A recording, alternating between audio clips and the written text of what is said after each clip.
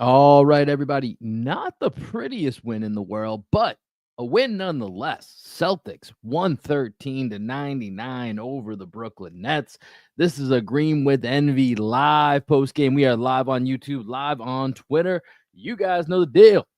Let's lock in.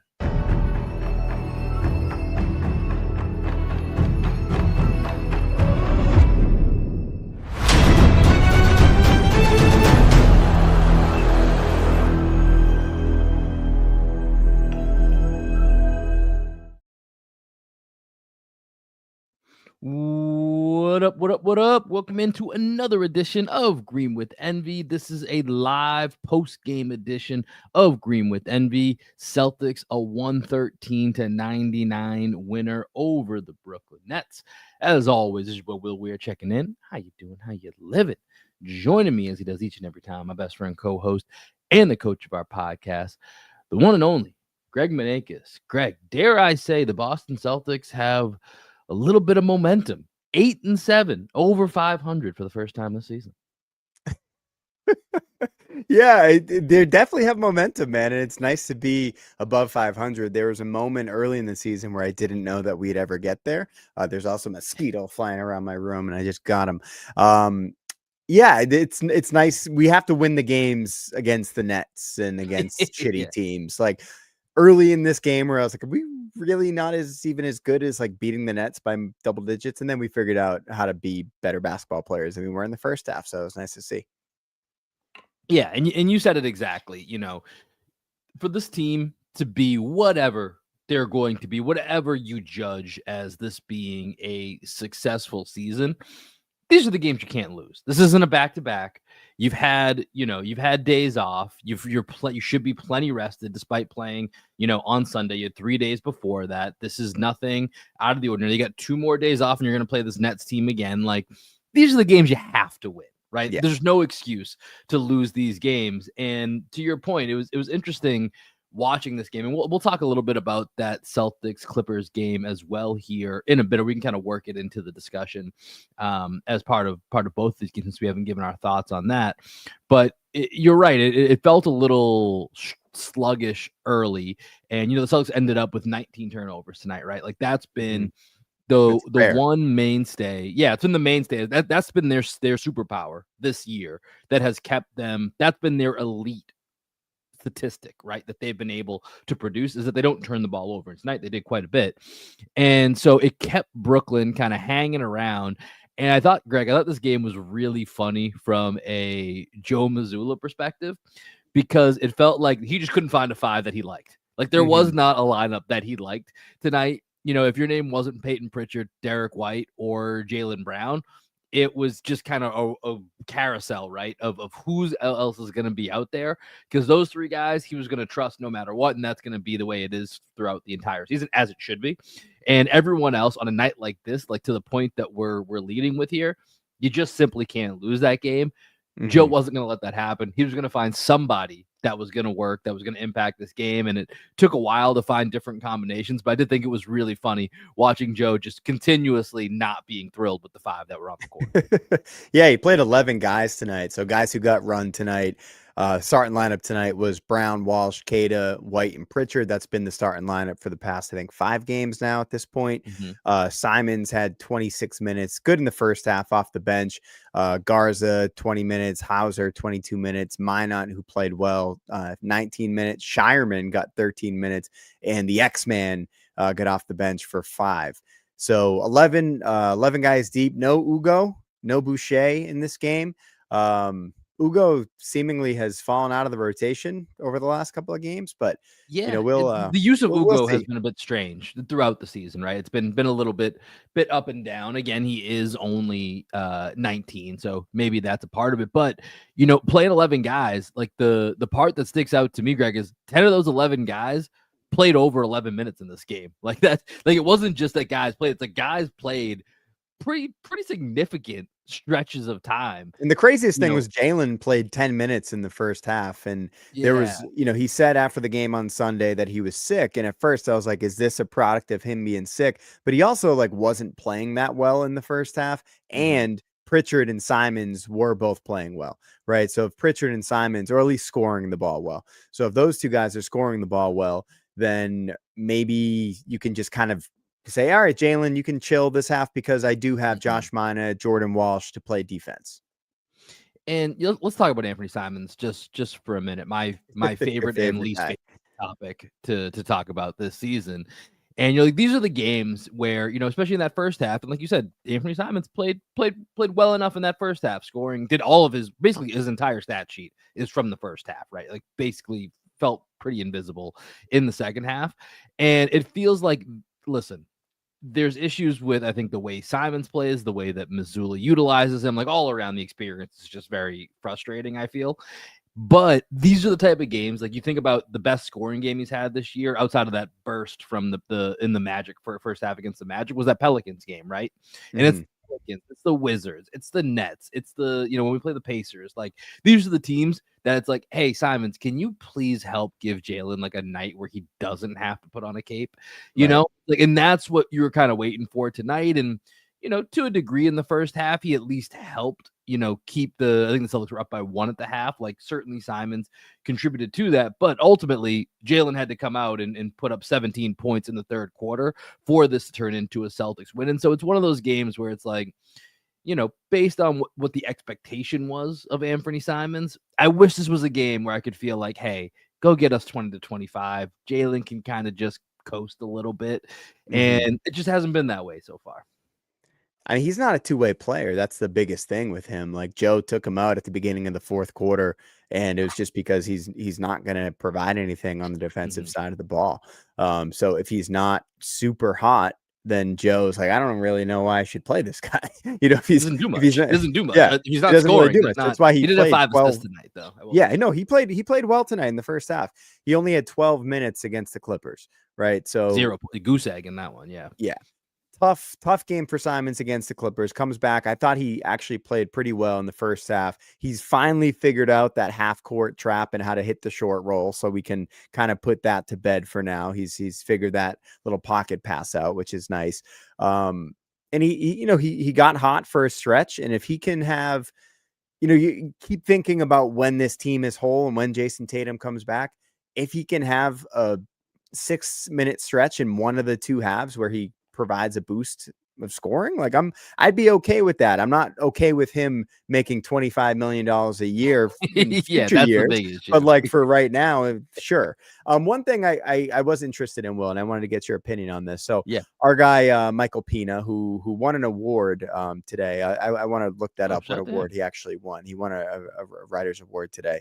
But he said in his last article on The Ringer, when he was talking about the Celtics, that he thinks the trade that makes the most sense actually involves the Brooklyn Nets. He thinks that it should be an Anthony Simons for Terrence Mann straight up trade, right? Where the Celtics end up saving, I think it's like over $10 million, and they get under the first apron. I think that's how it goes. What were your thoughts on Terrence Mann? What would your thoughts be on a deal like that? So tonight, not super impressed with Terrence Mann. I thought, just kind of blah, just not much really for me. But I was thinking during the game, Terrence Mann has been a guy in the past that would have qualified as a my guy type of guy.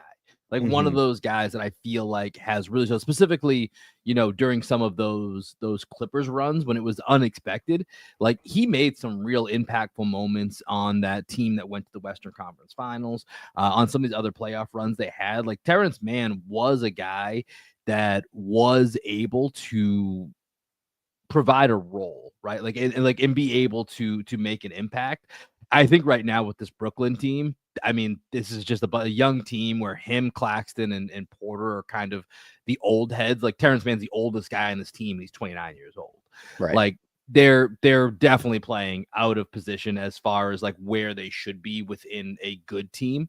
And so it's, for me, it was kind of hard to judge who Terrence Mann is based off what he's doing with the Nets, because he's just not going to be doing that with if he was on the Celtics or on a good team. But I didn't find him very impressive tonight. I will say that. Like I didn't find anything that really stood out. But I have liked him in the past, so I like the idea in theory. Right, and Pina's idea is purely salary. He's not saying like, "Oh, Terrence Yeah. Mann is gonna be a difference maker for the Celtics." He's pretty much gonna be redundant with Ugo Gonzalez and all the guys that we've been talking Mhm. about playing that role, the Jordan Walshes and the Josh Minotts, right? So there's really not that much space for him if you're A little bit looking more at of a him as an two-way actual guy piece. though, to your point of Simons not getting run in the Mhm. towards the end of the game because Joe is just like, all right, last 10 minutes, we're But not is losing this is he game. a two-way guy or is he just a defensive player? Yeah, I mean that's fair. You're right. I would say he can put the ball on the deck a little bit more than Mhm. some of the guys that are just one-sided defensively. Although Josh Minott hit some shots tonight. Again, that's going to be every night between Josh Minott and Ugo and Jordan Walsh. Like, hey, they hit some shots tonight. They look way better as an option. Some nights they don't hit any shots, and it's like, okay, they're just like more leaning on the defensive end. Yeah. Like Terrence Mann could give you a little bit more ball handling, right? Like that's something Yeah. that if you're just looking for what else that He he was brings bringing to the the ball table. up against pressure and everything, and I thought he Mhm. looked okay, aside from that one time he tripped when, Hauser ripped him. And Sure. that deal would go through 27, 28. So you'd be locking in, like, $15 million a year out of Terrence Mann through 27, 28, and Mhm. maybe looking at him as a piece or a piece that you can move. So I Okay, don't well, go hold ahead. on. I want to just add one piece to this because, like, just I was also looking salary wise. Like, this is really how I'm starting to look at the Simons experience is what can we do with the salary, whether it's Mhm. reduce it or how do we turn his spot or his salary spot or part of his salary spot into something productive and not necessarily just for this year. So the same idea that Pina had, right? Like, hey, we can reduce the salary, reduce the tax bill, and maybe give us a player that when Tatum comes back, there's some type of use for. For me, my mind obviously goes to, how can we, because I think Nini Esqueda didn't have a great game tonight, but overall this season, I think he's been really great. Like, I think he's proving everything that we were hoping for so far. Still a long season. You got to get through the whole season consistently to really hit that mark, but I think he's doing it so far. 9 points, 8 rebounds, block and a half, great defensive metrics. Like, cool. I'm coming around to this is the idea. Nimi is part of a real rotation. I'm getting Mhm. there, and I think that's like really solid part of the season. I don't know if I'm there that he's going to be a starter on when we're a high level team. We'll see. Time will tell. But in He's my mind, talented enough, that's it's just, is he disciplined enough? right. It's just still a question mark. That's all. I think it could Yeah. go either way. But my point being, Simon's making 26, 27 million, whatever it is. I've been trying to look around at different centers that we could bring in because it's if you have Nimi for half the game and it's that Luke Garza part, which he's been good, but when you get into a high leverage game, he's going Mhm. to kill you defensively. You can't have him out Right. there. So we just played the Clippers, right? Like this one's a bit of a dream scenario, but they're just completely melting down, right? And they're Yeah. have you I'm sure you've seen what happens to their first round pick this year. It goes to the Thunder? Yeah. Yeah. Their first round pick, which could be apparently in a loaded draft with 3 to 4, Is it could be unprotected? number 1 picks. It's unprotected. Yeah, it's Oh part of my the god. it's part of the Paul George trade. Uh, it's going to the Thunder. So the Thunder might be who they are right now, who we just talked about, and they might get one of these top guys. That's a realistic possibility. So, like the Clippers down the road season might have to just say, fuck it. We got to like sell off parts and we got to get what we Yeah. can back. And so like a guy like Zubac who makes, I think like I looked it up earlier. I don't know if I still have this trade Give me pulled all of up Zubac. here. Right. And so I think that would be an expensive route to go. And so here's what I put together. I actually do have it pulled up here in one of my Okay. tabs. So using the Simons contract, I'm adding in Sam Hauser here, this Boo. year's Celtics pick. Yeah. Okay. This year's Celtics pick unprotected. So this is kind of like everyone, depending on where we're at the trade deadline, is gambling like, hey, if you guys fall in the lottery, we have a chance that you're losing out on. So let's get to like kind of balance that out. Another first round pick down the line here. We'll figure out what year it is. So essentially two unprotected first round picks, Simons Hauser. You get Zubac. You'd have to take on. I mean, I like Bogdanovic. He's been kind of hurt the last couple of years. So he's got an extra year that you're taking Mhm. on. And so this is them. Clippers are trying to shed salary, get young guys, get tradable assets. And then you have to throw in like one guy at like 2 point something million to just make the salaries work. But you're giving up decent amount of draft equity. Simons is just kind of cap filler, a flyer for them. Hauser's a valuable piece. It's What's probably not Zubac's enough. contract? So he's 18 mil plus 2 years. So essentially, if you trade from in season, 2.5 years at roughly 18, 19 million. And the reason you're matching salaries is because they're both apron teams. Yeah. Okay. Yeah, I mean that I think bringing in Zubac, who is an all defensive candidate like every single year, and he's huge. And he's more mobile than I think he gets credit for. I would love to have Zubac, and that's my pie in the sky idea. Yeah. I mean, that you always want to try and take advantage of teams that are in turmoil, right? And are looking for anything that they can get. And a Celtics unprotected pick this year would be a nice little win for them. And it helps the Celtics moving forward. I think that's a really nice idea. Obviously, the Clippers would be the team that would say no to that. But to your point, if they really just need draft equity at this point, like that's a guy that you might be able to go get. On a smaller end of that, I think that what the Celtics could do, looking at the Nets again, I really like Day'Ron Sharpe coming off the bench. This crossed my mind today at one point in the game, because I was thinking of guys, and I haven't really looked up Day'Ron. I mean, it's not going to be that 2-year, $12.5 million contract, yeah, with a team option next year. This is the lower. So the other guy that I was thinking of is Daniel Gafford, who we talked a bunch about in the offseason. Mavericks also kind of going through it. Like their situation with the cap's a lot more complicated. You got to get like an exact match. I couldn't figure it out, and I wasn't going to dive into like a whole 3-team scenario, but there's potentially ways to do that. It's like a $14 million salary. So like this is where there's like levels to it, right? Where if we're trying to find that other big man, where like Zoo is probably the top level of like, somehow if we can get that done, I'm willing to risk a decent amount of draft equity, because I do think he solves a lot of problems.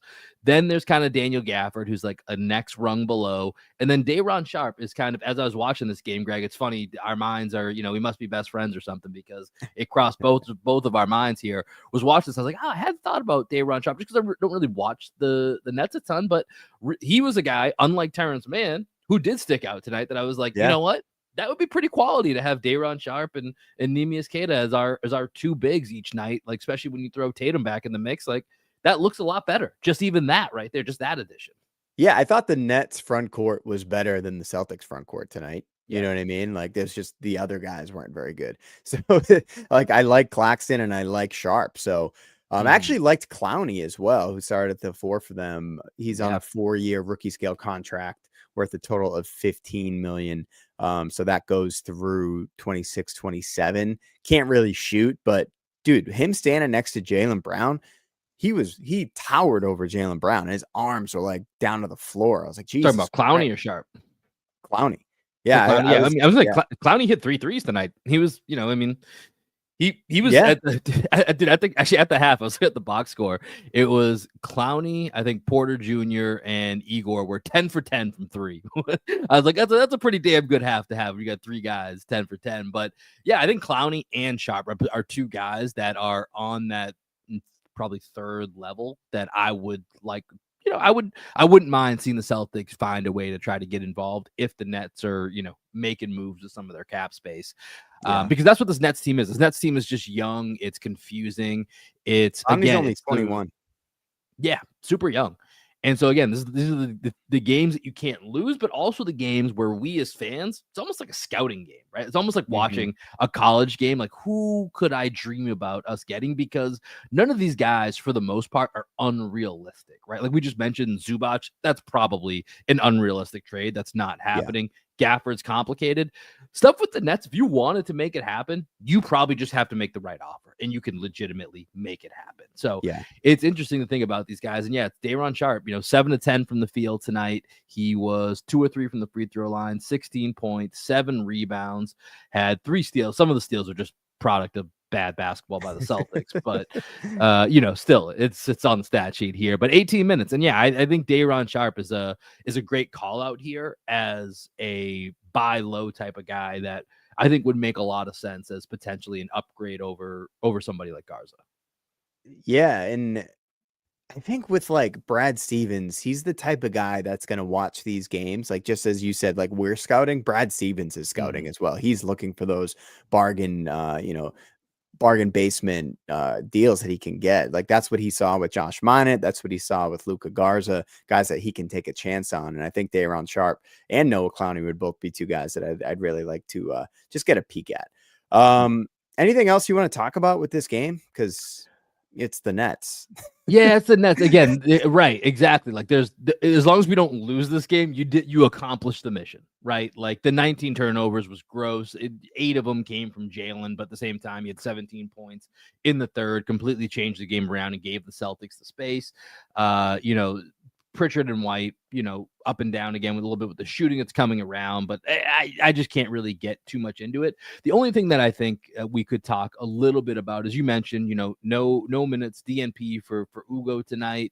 Minot comes in and gets 20, just over 19 minutes off the bench, has a pretty big third quarter along with to kind of be Jalen's sidekick in that. Jordan Walsh got his 5th start, but barely plays in the second half, a little bit of foul trouble.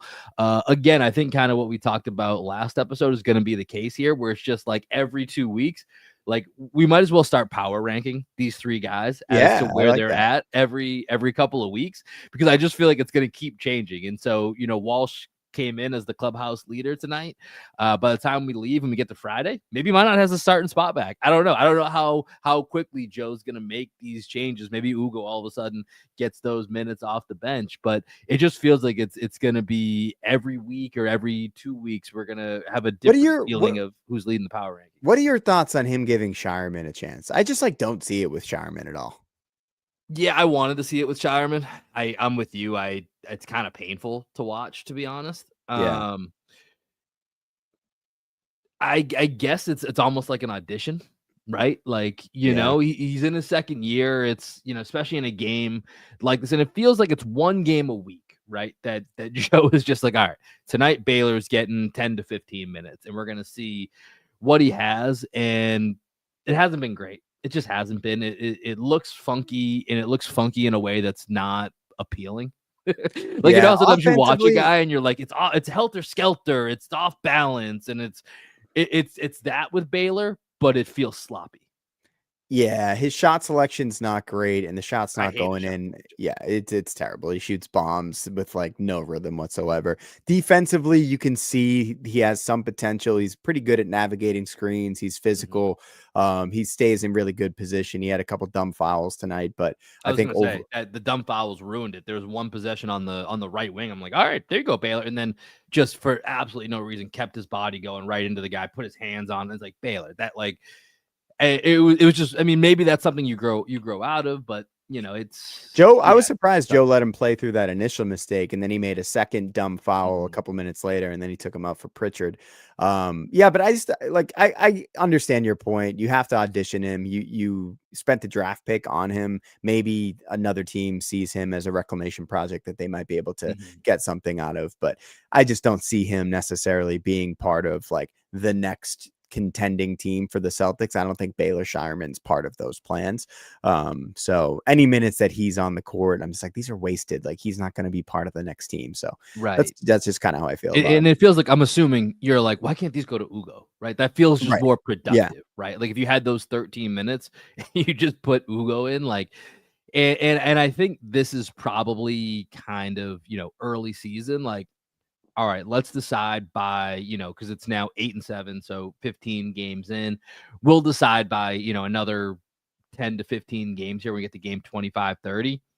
Shireman's never seen the floor again. If he doesn't show any promise, and it's all Ugo, Minot, and Jordan Walsh, and it will be that rotation that we're talking about within those power rankings. Because right now it does feel like out of those 3 wings, Ugo, Minot, and Walsh, it's typically Ugo, the one, at least right now, is the one that's catching the DNPs, right? Minot has, at least for now, established himself as a guy. It's not, I can't imagine. It would feel very shocking for Minot at this point to catch a full DNP. Right. And that's kind of how Joe operates, though. If you're a rookie, you don't really get that much of an opportunity, right? With Joe. It's been surprising that Ugo has gotten the opportunity to play as much as he has already.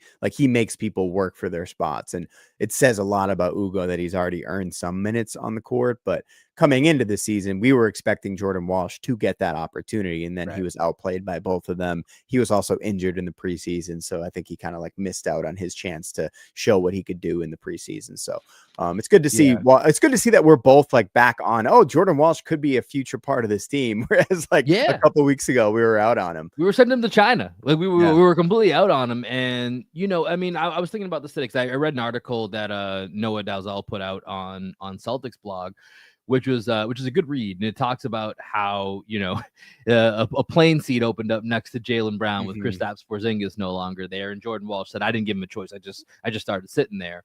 And it talked about how Jaylen has been, to a degree, somewhat mentoring Jordan Walsh, like talking about how, somebody has to go guard the other team's best player every night. So maybe it's a little bit of Jaylen, like, hey man, I'm pretty fucking tired. Like I could use someone else to go do it. And you think about it, and Jordan Walsh has been matching up since he came into the league with Jaylen Brown, with Jason Tatum, watching Drew Holiday, watching Derek White.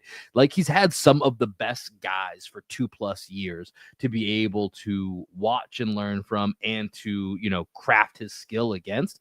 And so this is something where apparently, and Jordan Walsh says in the article, he's not sure if Jaylen actually did this, but where Jaylen said, I'm going to talk to Joe. And like to get Jordan Walsh into these games. And to your point about the reversal that we've made on Jordan Walsh, it's like Jordan Walsh literally went from being, what do you do? Like I hadn't seen him do anything of tangible, like concrete evaluation that could make of him for the NBA to all of a sudden guarding Paolo, Tyrese Maxey, James Harden, like Jaren Jackson, and doing the whole spectrum and doing it well. And it's been refreshing. It's been shocking. And then tonight, obviously tonight I don't know if you have any thoughts on his play tonight. A little bit of foul trouble, so he doesn't really play as much. He had that one nice drive out of the left corner. I love that. Where that was great. Jumped on 2 feet and then just kind of like laid it to the left hand, which is a very difficult move to pull off. I thought he was a little gun shy anytime he got the ball in the corner. I felt like he could have probably got a couple more threes. Well, he didn't shoot any threes tonight, so could have got a couple threes up there. But yeah, it was just a rough night for him. That's going to happen, when you're starting for the first time in your life and you're guarding a really crafty screen navigator like Michael Porter Jr. Yeah, that's the interesting part, right? Is everyone else has been more on ball, or Jaren Jackson was going to try and bully him, right? That he's just been like, cool, I just got to guard the guy with the ball. Porter Jr., for, whatever you feel about him and or his podcast game, he is a great screen navigator and he's a really good shooter. And it's tough because he's so big, right? Like that is what he does really well and he's really elite at. And so when you talk about all the guys I just listed out, Porter is drastically a different cover than what those other guys are. So I think that's an important point to bring up. And then I think it leads to, the next game the Celtics have here, which is until Friday night against the Nets. And that's going to give Jordan Walsh a second chance, right? So I hope that Joe actually sticks with Jordan Walsh in the starting line, because I want to see actually what Jordan Walsh's, how he adjusts to having to do that coverage twice. Because again, that's the best part about these matchups where you play the same team twice. It is a mini playoff series, even though it's not going to the playoffs. But it's okay, cool. That guy got you. He got you in game 1. What are you going to do in game 2 to get him? So I hope Joe sticks with Jordan so that we get a chance to see that there. But yeah, Nets games, man, hard to find content. Anything else you want to talk about tonight? Not necessarily. We could talk a little bit about the Clippers game if you wanted to. I don't really feel the need to at this point. Like, I guess the only thing would be Jaylen Brown stepping up with 13 rebounds in that game after you called him out. Clearly a fan of the podcast. Loves the pod, takes it as motivation and said, fuck you, Will. I'm getting 13 rebounds tonight. I did watch that game with my dad. And at one point, he looks at the box score and he's like, whoa, Jaylen Brown shot 33 shots. That's way too many shots. It's like, that's what we have to do with this team, Dad. Yeah. Like, because he hasn't really been watching the Celtics. I was like, we don't have Jason Tatum when we lost like a whole bunch of guys from last year. Jaylen Brown's gonna have Drew Holiday's averaging like 18 points out in Portland. Like, crazy. We don't have anyone that can score. And so, it's interesting talking about Jaylen Brown getting those rebounds. Do you want to know, like part of that goes back to the Jordan Walsh point, hey, someone else can guard these other guys so that Derek White can get back to doing the Derek White thing. So Jaylen Brown can get back to doing to hitting the boards more, to being the guy that can go off for 17 points and use his energy more efficiently. Like, that's a big part of Jordan Walsh stepping up and guarding those guys that we all listed. So Clippers game, I to your point, I don't think there's too much to mention there. Again, the clutch time's going to be tough. The teams making a comeback on the Celtics, wake me up if that's news to you, because it shouldn't be.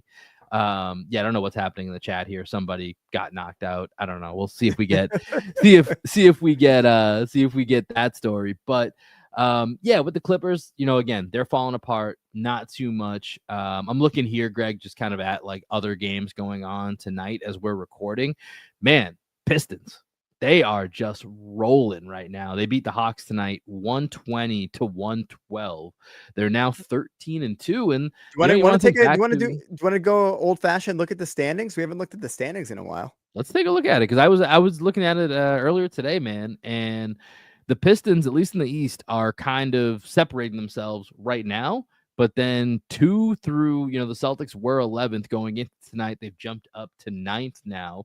But 2 through 11, it's tight, man. It's tight. It's what is it? 2 games separate 2 through 11 in the East. So a week makes all the difference. So again, to the point that we started this podcast on, you play the Nets, you play the Wizards, you play the Pacers, as banged up as they are. You got to get dubs. If you have any dreams of being in the top of that play-in or being outside of the play-in, you cannot lose those games. For sure. Let's I'm just going to read out the standings right now for those that are listening, driving to work tomorrow morning, or, don't have a screen in front of them. So the Pistons are 13-2 right now on an 11-game winning streak in first place right now. The Cavs are 10-5 in second place. The Raptors, my team, my dark horse team. Raptors, that's right. They've turned it around. They are 9-5, 8-2 in their last 10 games. The Knicks, who lost a heartbreaker last night to the Heat, they are 8-5. The Philadelphia 76ers still playing good basketball. They got Paul George back in their last game. They are now 8-5 in fifth place. Atlanta Hawks hanging in there without Trae Young at 9-6. So those are your top 6 teams right now. Then you go to the play-in. You have the Miami Heat. They were playing good basketball. I actually caught a few Heat games of late, and they're pretty interesting. Squad. They're playing good ball, and they're playing ball without Bam and Hero right now. Like, yeah, that's an interesting team to watch, and they've been funner than I expected.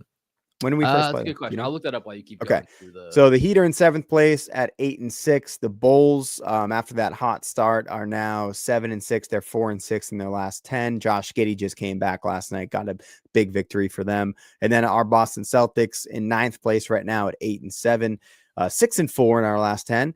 And the Orlando Magic, 7-3 in their last 10. They are in 10th place at 8-7. The Milwaukee Bucks, Giannis out for a couple weeks with a groin strain, are now in 11th place. And that's the thing you said about the Bucks, man. If Giannis goes down for an extended period, that's a free fall waiting to happen. So we'll see if they can hang around the play-in picture over the next couple of weeks without Giannis.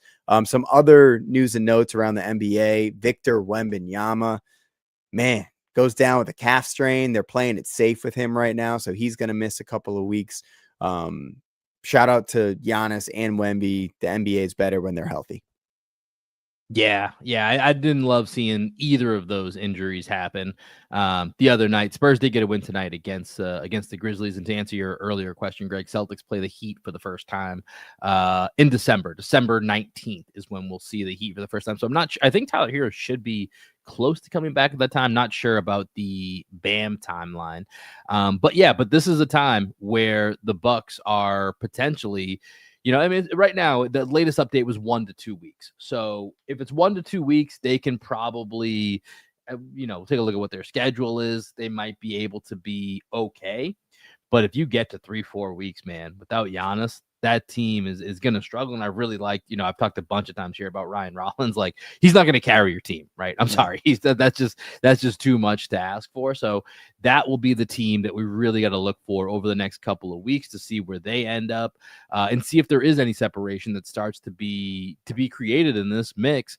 But right now it's the Pistons, who are just on fire, the Cavs, and then the Knicks are dealing with their own injuries. Like you mentioned, I did catch some of that Knicks Heat game last night. No Brunson, no OG. Deuce McBride taking one of the worst end of game shots I've seen in a while. He had a great game, but it was just a horrible shot at the end of that game. But yeah, the Knicks I think they'll be fine. They'll be fine. So not really worried about it. So I think it really comes down to like the Bucks falling, and then everybody else is just kind of where we thought this was going to be a dogfight, where everyone's going to be within 1, 2, 3 games of each other. And that's what gives you hope and leads you to why our conversation turned into an Anthony Simons trade convo for half of the box score was, hey, if Tatum does come back, because these videos continue to look encouraging, what does this team look like with one more real guy, one more guy filling a gap that was very There's just a there. bunch of blah in the Eastern Conference, man. Like the Pistons, Cavs, and Knicks are the only teams that like are definitively better than the Celtics. Like definitively. Like I think all the other teams, they're good enough like to where I wouldn't be surprised if the Celtics end up as a 9 seed. But like if Jason Tatum's able to come back and the Celtics are hanging around the 6 seed, there's no reason why the Celtics can't, with a healthy Jason Tatum and a nice Anthony Simons trade, get up into that 4 or 5. Exactly. And that's just what I want to see happen this year is Anthony Simons won't be on the Celtics and Jason Tatum will be playing with a new center that Anthony Simons gets us.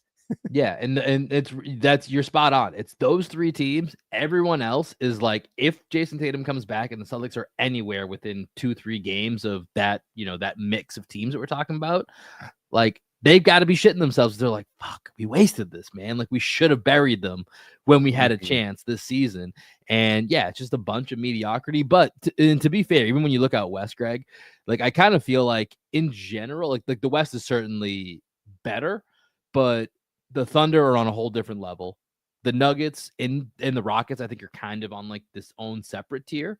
And like the Lakers, Spurs, T-Wolves, like they're better than a lot of teams in the East, but I also don't think they're like invincible teams either. Right. Like I think there's really 3 legit teams in the Western Conference that are better than everyone else in the entire league. There's a little subsection of the East, and then it's kind of like a lot of teams that are not that far away from being on pretty equal footing. So Jason Tatum return is a massive boost, obviously, Captain Obvious here, for the Celtics if and when we get to that point. So we'll keep looking. We'll keep looking for that Anthony Simons trade. See if we can find what happens here. See what Brad is scouting as we continue to scout.